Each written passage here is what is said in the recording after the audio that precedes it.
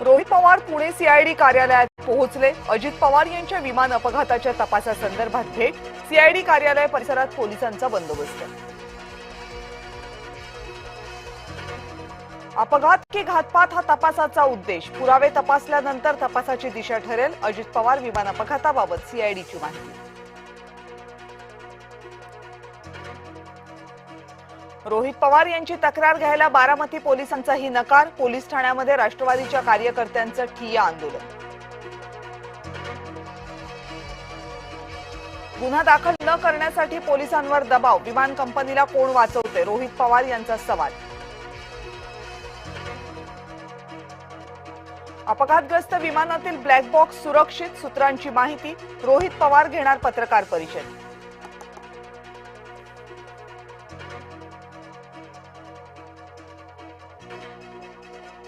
बारामती विमान अपघाताच्या चौकशीसाठी जनहित याचिका दाखल। याचिकेत रोहित पवार यांचा प्रतिवादी म्हणून उल्लेख।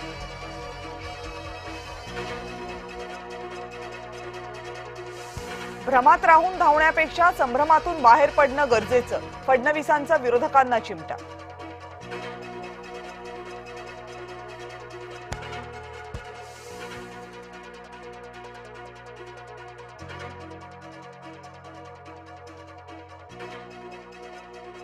वेगळ्या चष्म्यातून पहा, राज्याची प्रगती दिसेल। उपमुख्यमंत्री एकनाथ शिंदेंनी विरोधकांना सुनावलं।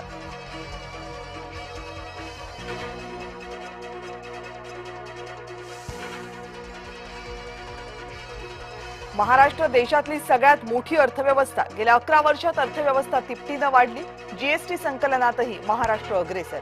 राज्याच्या प्रगतीचं मुख्यमंत्र्यांकडून कौतुक।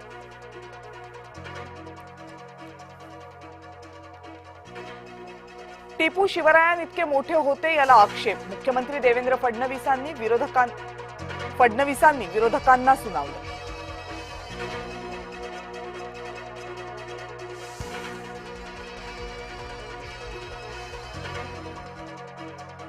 शिवसेनेचे आमदार आता व्हीएसआरचे विमान वापरणार नाहीत। शिवसेनेच्या आमदारांची मागणी एकनाथ शिंदेंकडून मान्य।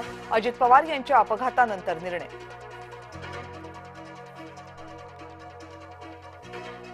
युवक काँग्रेसच्या अध्यक्षांच्या अटकेचा निषेध। नागपूरमध्ये भाजप विरोधात युवक काँग्रेस आक्रमक।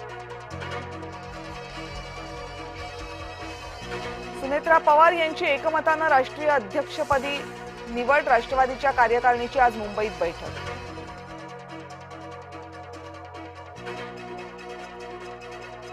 नितेश राणे वारंवार मुस्लिम समाजाला टार्गेट करतात। अल्पसंख्याक आयोगाचे अध्यक्ष प्यारे खान यांची टीका। नितेश राणेंबाबत मुख्यमंत्र्यांना भेटणार प्यारे खान यांची माहिती।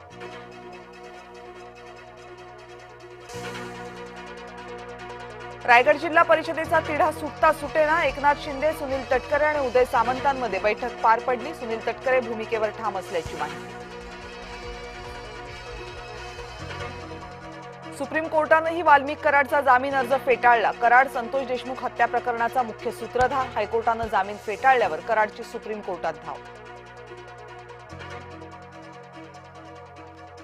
मुख्यमंत्र्यांच्या हस्ते मुंबई सेंट्रलच्या उड्डाणपुलाचं उद्घाटन। बेलासीस उड्डाणपुलाचं नाव बदलून पुण्यश्लोक अहिल्यादेवी होळकर करा। मंगलप्रभात लोढांची माहिती।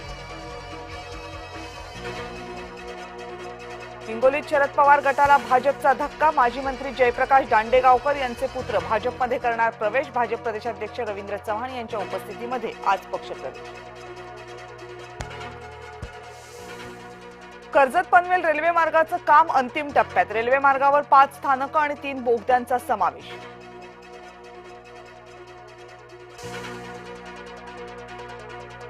मराठवाड्याला अवकाळी पाऊस आणि गारपिटीचा फटका। अंदाजे 19,000 हेक्टरवरील रब्बी पिकांना फटका। लातूरसह नांदेड, परभणी, धाराशिव आणि बीडमध्ये पिकांचं नुकसान।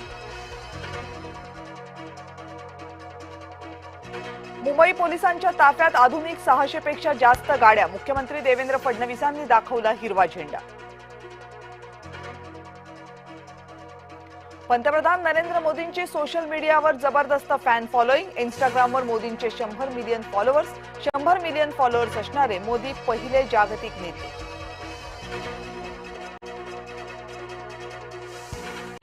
सरकारी कर्मचाऱ्यांचा महागाई भत्ता 3% वाढला। आशिष जयस्वाल यांची विधान परिषदेत घोषणा। आता महागाई भत्ता 55% वरून 58%.